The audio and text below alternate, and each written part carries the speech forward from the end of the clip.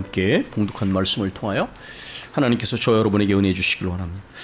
제가 이전에 신학교에 다닐 때 선교 신학 수업 시간에 교수님께서 바울이 변화된 것 관련해서 권투의 예를 들어서 설명하신 적이 있습니다. 바울 사도가 변화된 것이 잽을 맞아서 변화된 거냐, 아니면 결정타, 너가 떼서 결정타를 맞고 변화된 것이냐, 그런 얘기를 했는데, 그때 그 교수님의 생각에는 이건 결정타 때문이었다, 그렇게 말씀을 하셨습니다. 제가 그 이야기를 들으면서, 그 교수님 굉장히 아주 학문적으로나 인격적으로 존경받는 분이셨고, 저도 그 교수님을 존경하는 분이었지만 그 견해에는 딱 동의하기가 어려웠습니다. 그래서 제가 그때 그런 질문을 했던 것 같습니다. 물론 결정타로 인해서 바울이 변화된 것은 분명하지만, 그러나 분명히 바울의 생애에는 잽을 맞은 것 같은 일들이 있었지 않습니까? 이런 바울 사도는 AD 1년에서 5년 정도에 태어났는데 예수님과 비슷한 시기에 태어났습니다. 그리고 청소년 시기에 힐렐 학파에 속한 가말리엘 문화에서 예루살렘에서 유학을 했습니다. 그렇다면 예수님의 공생애와 겹쳐서 예루살렘에 있었을 가능성이 굉장히 큽니다. 그렇다면 아마 예수님에 대한 소문을 최소한 분명히 들었을 것이다. 물론 그가 예수님을 직접 목격했는지에 대해서는 알기 어렵습니다. 그가 직접 언급한 적이 없기 때문에. 그러나 분명한 것은 예수님에 대한 이야기를 들었을 것이고, 아마 나사렛 이단 괴수의 우두머리 정도로 예수님을 생각할 가능성이 컸겠죠. 무엇보다도 성경의 증거는 스데반 순교 사건입니다. 스데반이 순교할 때 사울이라는 청년이 그 옆에서 증인이 됐습니다. 그 사울은 바로 바울의 이전 이름이었죠. 그가 돌에 맞아 죽을 때 그는 자신을 향하여 돌팔매질을 하는 이들을 위하여 용서의 기도를 했습니다. 그리고 마지막 순간에 자신의 영혼을 하나님께 의탁하는 기도를 드렸습니다. 바울은 굉장한 핍박자였지만 간사한 사람은 아니었습니다. 그는 그렇게 그리스도인들을 핍박하는 것이 진리를 수호하고 하나님을 사랑하는 방법이라고 생각했기 때문에 한 것이지, 그가 어떤 탐욕이나 어떤 음흉한 마음을 가지고 한 것이 아니기 때문에, 적어도 그는 자신이 믿는 방식으로 진리에 충실했기 때문에, 적어도 비록 자신이 핍박하는 사람 부류에 속해 있는 스데반이었지만 그의 마지막 생애의 장면 속에서 뭔가 말로 표현하기 어려운 굉장한 충격을 받았을 것은 분명합니다. 우리가 간사하지 않고 진실하면 그 사람은 진리에 가까워지죠. 그러니까 아마도 그 스데반의 모습 속에서 뭔가 표현하기 어려운 충격을 받았을 것이다. 저는 이러한 것들이 바울의 생애에 잽을 맞은 거라고 생각합니다. 그런 것들이 누적이 돼서 그가 다메섹에 있는 그리스도인들을 대제사장의 공문을 통해서 이제 모두 체포해서 감옥에 집어넣으려고 하는 그러한 강한 각오를 가지고 가다가 다메섹 도상에서 이제 부활하신 예수님을 만났을 때에 그 사건이 결정타가 돼서 이제 사울에서 바울 되어지는 역사가 일어난 것이죠. 항상 그렇지만 그런 결정적인 사건은 과거를 돌아보게 만들죠.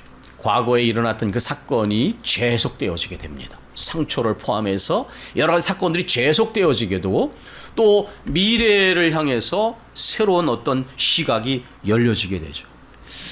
저는 그 교수님의 견해를 전적으로 부정하기보다는 그 결정타 이전에 그 잽이 분명히 영향을 줍니다. 권투에서도 이 잽을 제대로 계속 맞으면 그 충격이 누적해서 한 방을 맞으면 넉아웃이 되지 않습니까?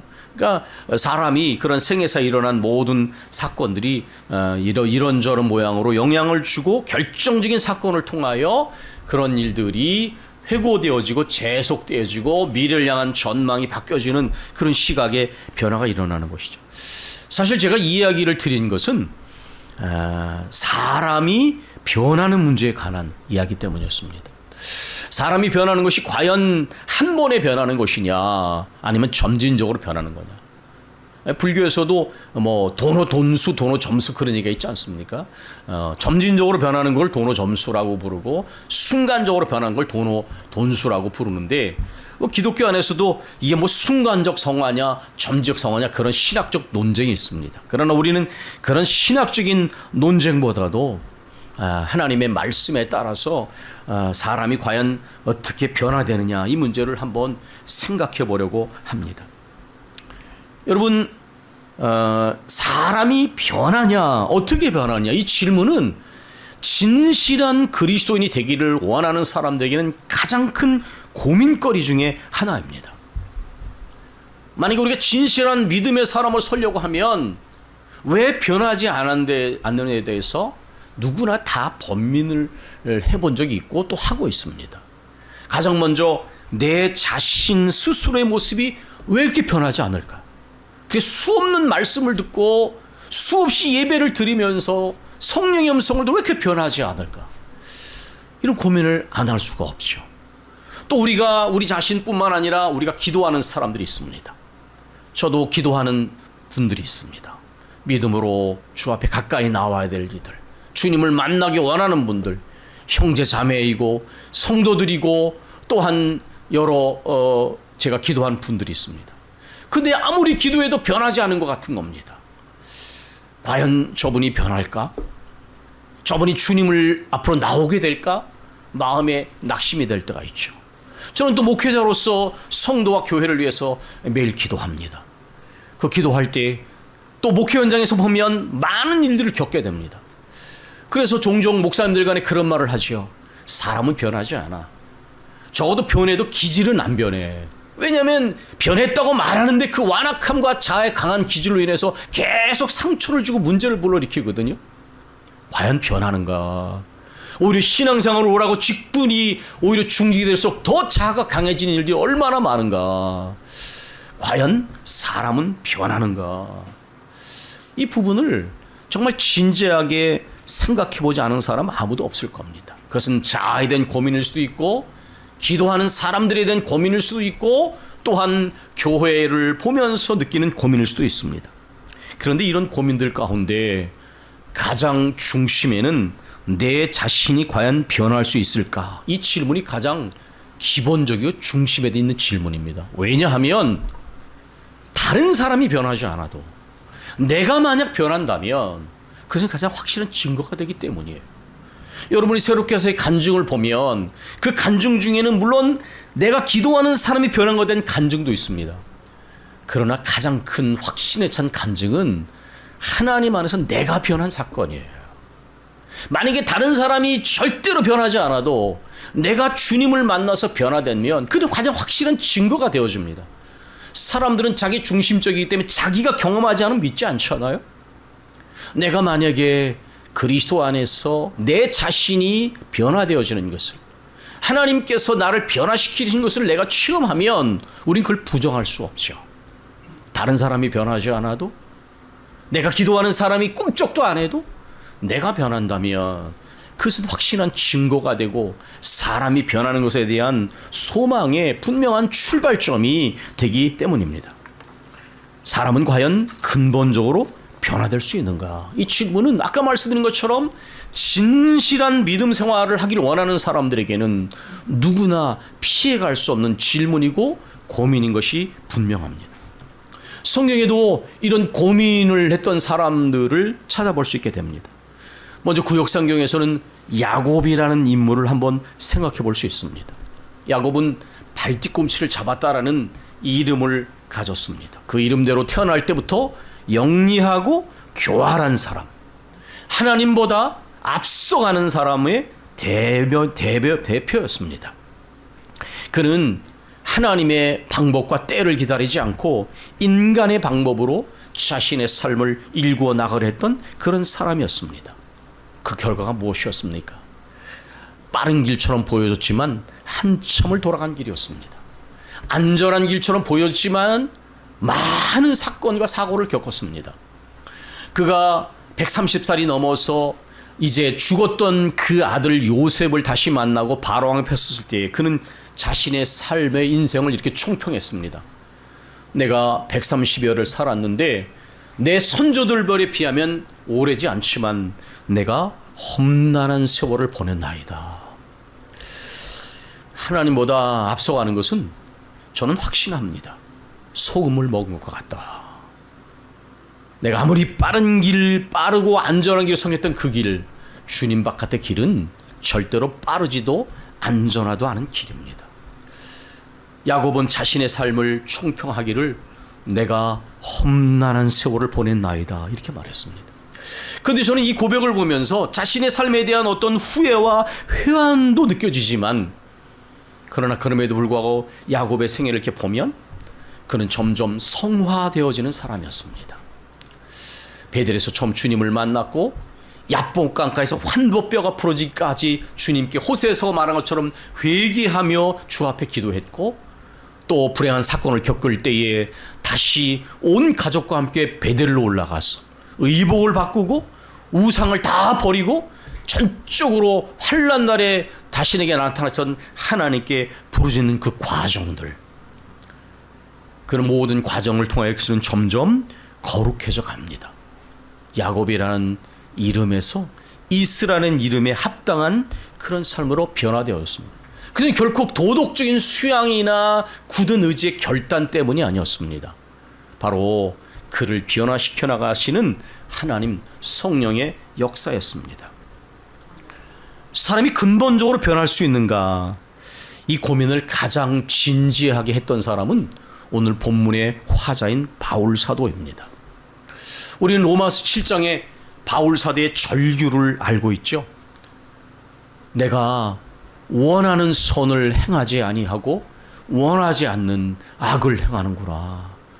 참으로 나는 곤고한 사람이로다. 그는 그렇게 7장에서 절규했습니다. 누가 이 사망의 몸에서 나를 건져낼 수가 있으랴. 여러분, 어거스틴도 이런 고민하지 않았습니까? 그는 아무리 해도 정력을 끊을 수가 없었습니다. 여러분, 마틴 루터도 마찬가지였습니다. 스칼라 싱크타라고 하는 거룩한 계단을 하나하나 무릎을 꿇고, 그리고 입을 맞추며 아무리 올라가도, 아무리 뼈와 가죽만 남게 금식을 해도 변하지가 않는 거예요. 변하지가 않는 거예요. 바울 사도도 그 고민을 말했습니다. 7장 18절에서 원함은 내게 있으나 선을 행하는 것은 없노라. 그런데 거기에 1번이라는 각주가 있습니다. 그 각주에 보면 이렇게 돼 있습니다. 행할 능은 이렇게 돼 있습니다. 내가 선을 원할 수는 있지만은 그러나 행할 능력은 내게 없다. 이게 바울의 고백이에요. 여러분, 이 바울의 고백은 오늘날 전 세계 사람들의 도덕적 무능력과도 연결되어 있습니다. 인간은 과학기술을 통해 충분히 더불어 살 수 있는 능력이 있다고 말씀드렸어요. 그러나 그 탐심이, 그 이기심이, 개인적이고 국가적인 집단적인 이기심이 저쪽에서는 최소한의 양식이 없어 굶어 죽어가고 아이들이 뼈와 가죽만 남아 죽어가는데 우리는 음식을 서슴없이 버리지 않습니까? 맛없다고? 눈에 보이지 않으면 죄의식자 느끼지 않습니다. 과학기술의 힘으로 인간은 충분히 먹고 살 수 있는 능력이 있습니다.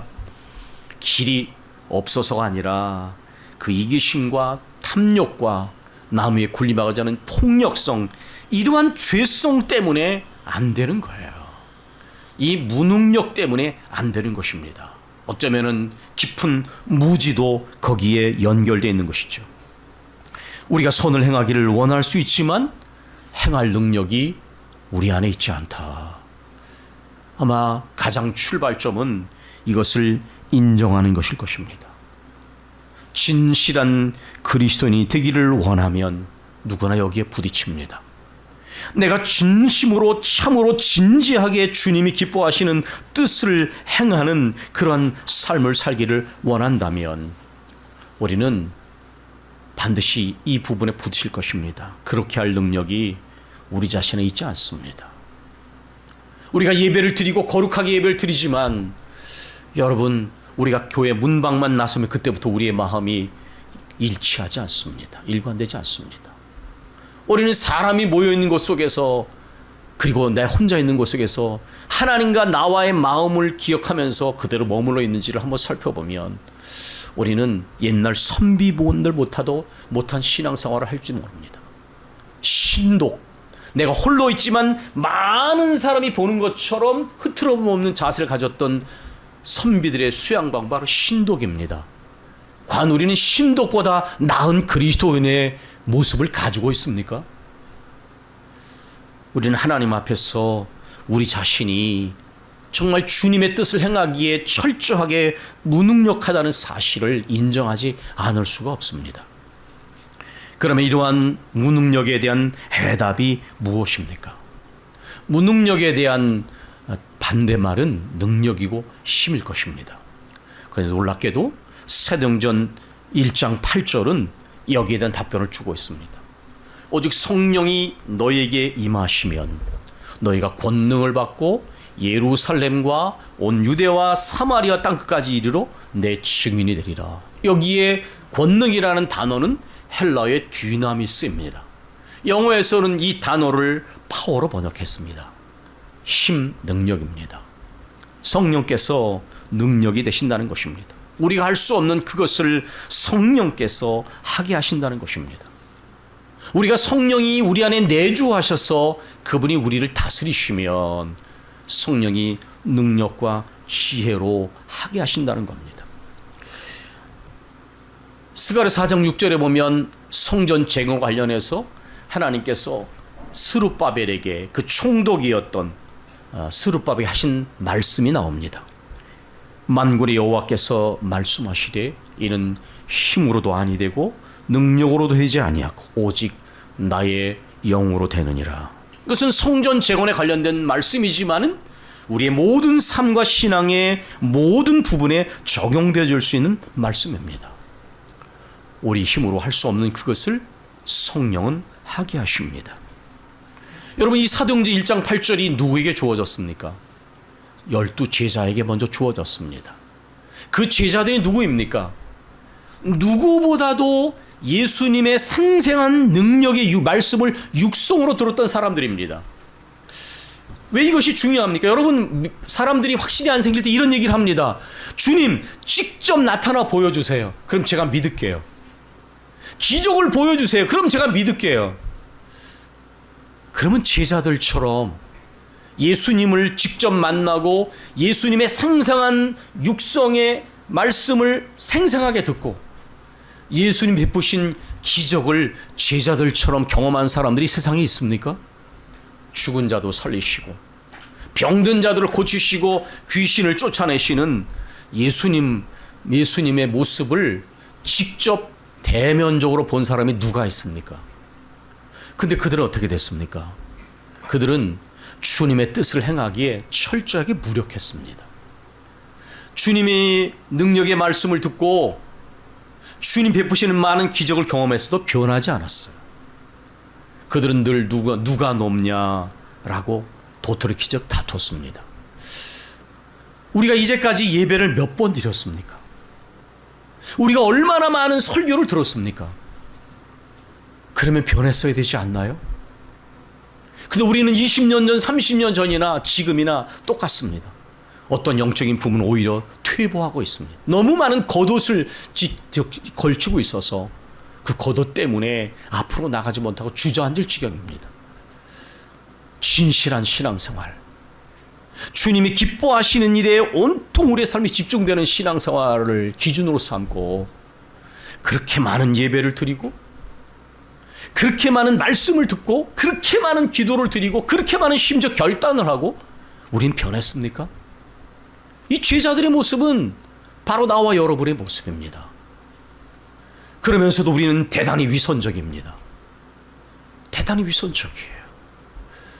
그러나 주님 앞에서 그 모든 겉옷을 다 내려놓고 보면 우리는 하나님 앞에 회개할 부분들이 너무 많이 있다는 거예요. 너무 많이 있다는 거예요. 여러분, 그랬던 제자들, 그러한 견고한 자아가 십자가 사건을 통해서 깨어졌습니다. 그런 다음에 그들이 했던 것은 무엇입니까? 주님 앞에 겸손한 마음, 그 겸손한 마음에는 진실한 회개가 함께 포함되어 있을 것입니다. 진실한 회개와 겸손과 함께 주님의 말씀에 부복하기 시작했습니다. 여러분, 육신의 힘과 의지와 심지어 굳은 결단으로도 절대로 주님의 뒤를 따르는 제자의 삶을 살 수 없습니다. 우리가 그것을 인정하지 않으면 절대로 진정한 변화는 일어나지 않습니다. 내가 마치 도덕적인 의지적 결단과 노력으로 내가 사로잡고 생각한다면 그는 늘 마음의 평안을 잃어버리게 될 거예요. 왜냐하면 계속 죄의식을 갖게 되거든요. 계속 죄의식을 갖게 됩니다. 우리의 힘과 의지로 할 수 없기 때문에. 3절 이런 말씀, 육신으로 말미암아 할 수 없는 그것. 5절 육신을 따르는 자는 육신의 일을 생각한다. 이 제자들과 관련돼서 또 우리 자신의 모습과 하려면 계속 연결이 됩니다. 6절 육신의 생각은 사망이요. 7절 육신의 생각은 하나님과 원수가 되나니 이는 하나님의 법에 굴복하지 않을 뿐 아니라 할 수도 없다. 8절 육신에 있는 자들은 하나님을 기쁘시게 할 수 없다. 9절 누구든지 그리스도의 영이 없으면 그리스도의 사람이 아니라. 제자들은 제자라는 이름을 가졌으나 제자다운 삶을 살지는 못했습니다. 12절 육신에게 져서 육신대로 산다. 바로 제자들과 우리들의 모습입니다. 13절 육신대로 살면 반드시 죽을 것이다. 예, 영적으로 죽어갑니다. 15절 무소하는 종의 영을 받는다. 우리가 육신의 욕망을 따라 살고 자아의 지배를 받으면 늘 죄책감과 하나님께 늘 마음에 꺼리낌직한 마음을 벗어날 수가 없습니다. 그러나 십자가 사건 앞에서 철저하게 실패하고 자신들의 무능력과 무지와 완악함을 깨달은 다음에 진짜 겸손함이 시작됩니다. 그 겸손함은 내가 겸손합니다라는 것이 겸손이 아닙니다. 그건 자의적 겸손이죠. 진정한 겸손은 하나님 앞에 우리의 진상을 깨닫게 될 때 겸손해지는 거예요. 우리가 얼마나 죄인인지, 얼마나 무능력하고 완악한지, 얼마나 무지한지를 그대로 인정할 때에 거기서 겸손이 이루어지는 겁니다. 그 다음에 나타나는 겸손의 현상은 주님의 말씀을 온전히 붙드는 거예요. 그리고 철저하게 무릎의 사람이 되는 것입니다. 사도행전은 그대로 보여줍니다. 너는 예루살렘을 떠나지 말고 내게서 들은 바 아버지께서 약속하신 것을 기다려라. 요한은 물로 세례를 주었지만 너희는 몇 날이 못되어 성령으로 세례를 받으리라.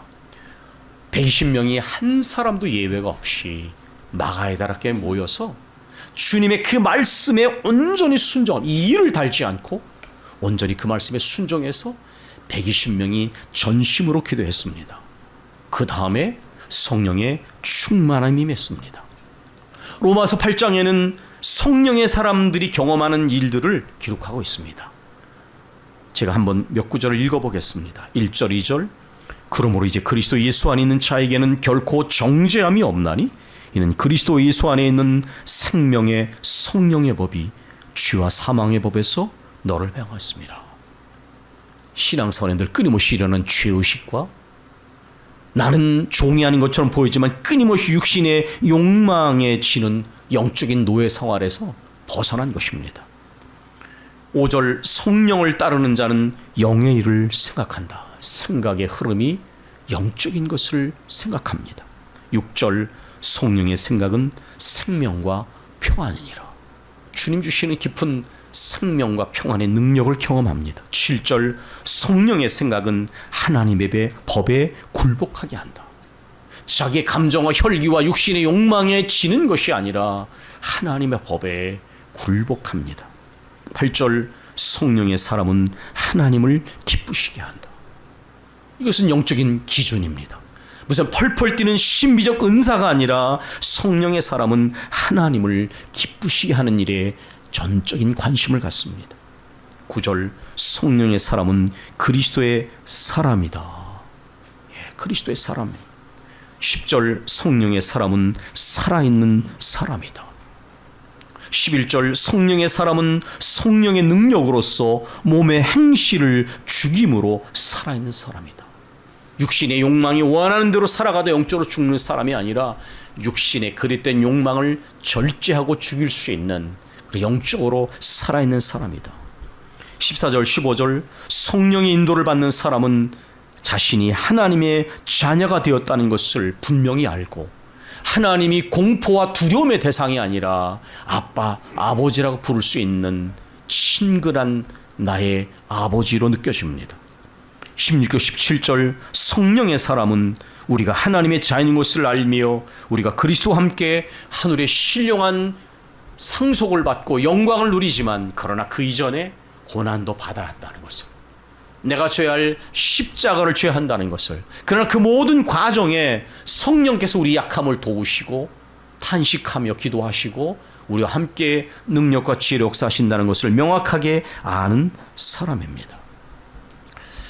여러분, 저는 이 말씀을 기도로 준비했습니다. 목회를 하면서 13년을 왔고 또 여러 가지 인생의 시기를 지내왔습니다. 삶을 살아가면서 많은 감당해야 될 어려움들이 있고 여러분도 마찬가지입니다. 그러나 그 모든 것 가운데서 우리의 가장 큰 그리스도인으로서의 마음은 우리가 정말 주님의 뜻을 행할 수 있을 것인가?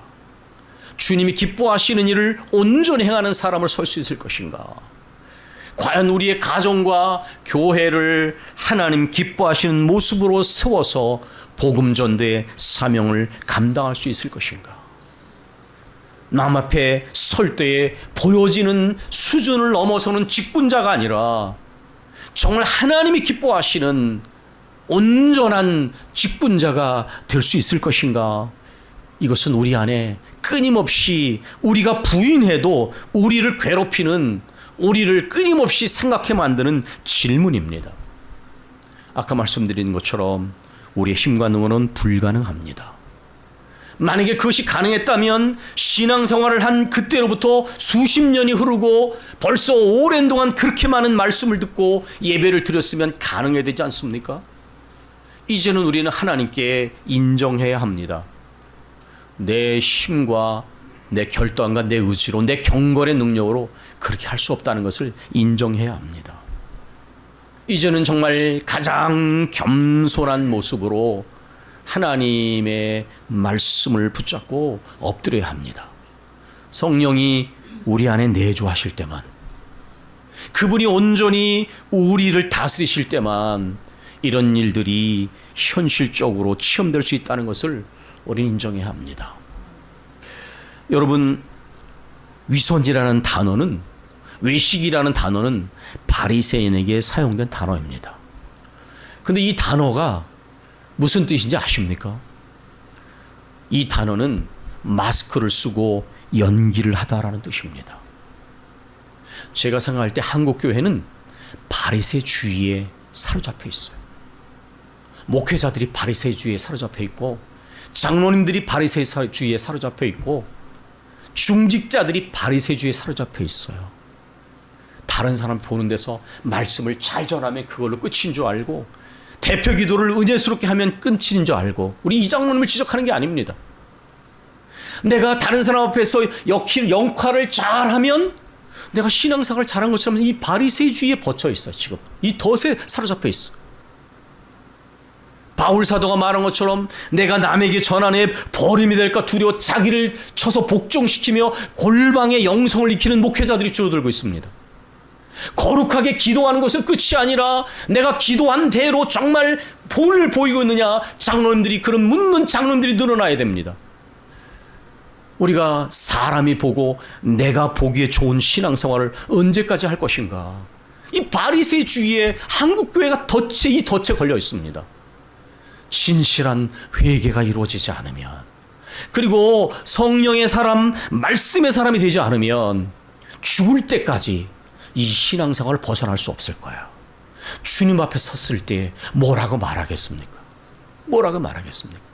저는 그래서 우리 모두에게, 저를 포함해 우리 모두에게, 우리 목회자들과 우리 장로님들과 우리 안수집사님들과 권사님들과 집사님들이 이제부터 매일 간절하게 기도하기를 원합니다. 우리의 무력함과 우리의 나약함을 인정하면서 정말 한 마음으로 성령을 사모하면서 간절히 기도하기를 원합니다. 그 마가의 다락방에 모여서 기도했던 120명의 사람들처럼 한 마음이 돼서 성령을 주시겠다는 약속의 말씀을 믿고, 사모하는 자에게 성령을 주실 것이라는 약속을 믿고 성령이 충만 임할 때까지 정말 성령이 내 안에 충만히 할 때까지 내가 일어나지 않겠습니다. 내가 기도를 멈추지 않겠습니다. 그런 각오로 기도하면 하나님께서 반드시 여러분의 역사하실 것입니다. 하나님 필요하시면 입술을 움직여 방언도 하게 하실 것이고, 거룩한 영적인 세계를 보게 하실 것이고, 인간의 의지가 아니라 깊이 숨겨져 있는 죄를 들춰내시는 깊은 회개를 이룰 것이고, 내 힘과 능력으로 할 수 없는 그 가운데 성령이 함께 하셔서 감사할 수 없는 가운데서도 감사하고, 내 힘이 붙일 때에도 그 능력을 의지해서 주신 사명을 감당하는 그러한 영적인 능력을 경험하게 될 것입니다. 여러분, 아까 말씀드린 것처럼 바리새인의 덫에서 빠져나와야 합니다. 그것은 우리 힘으로 될 수 있는 것이 아닙니다. 겸손함과 진실함으로 말씀을 붙잡고 간절히 기도하며 그릇을 깨끗게 하고 주님의 성령의 깊은 임재하심을 받을 때에 이러한 일들이 일어날 것입니다. 저와 전은주 목사도 이를 위해서 밤낮으로 기도하고 있습니다. 모든 개인적인 일들과 가정과 교회에서 일어나는 모든 현실적인 문제들을 해결하는 것도 중요하지만, 더 이상 그리스도 안에서 이렇게 변함없는 신앙생활을 하면 결코 행복하지 않고 주님을 기쁘시게 할 수 없는 것을 인정하면서 우리는 성령의 사람이 돼서 영적인 사람으로서 믿음 생활하고 사명을 감당하기 위하여 여러분 함께 기도하시기를 주님의 이름으로 간곡히 부탁합니다. 우리 기도하겠습니다.